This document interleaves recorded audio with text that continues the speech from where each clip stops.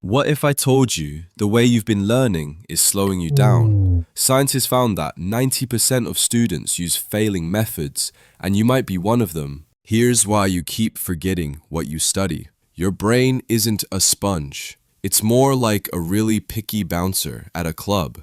It only lets in the most important, interesting information.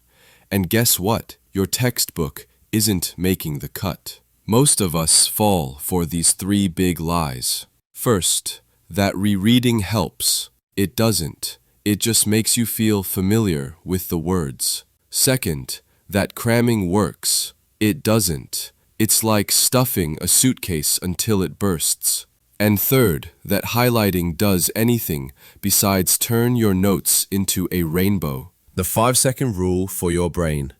After you read anything, and I mean anything, close the book and ask yourself, what were the two most important things I just read? Can't remember? That's your brain telling you it wasn't paying attention.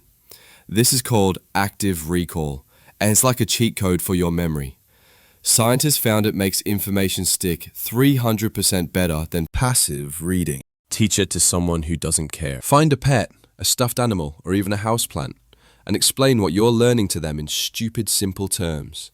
If you can't explain photosynthesis to your goldfish, you don't really understand it. This is called the Feynman Technique, and it forces your brain to actually process information instead of just scanning words. Here's your challenge. Pick one thing you learned today and test yourself right now, not later, now. Your brain will hate it, but that's how you know it's working. Drop a comment with which trick you're trying first. I read every single one.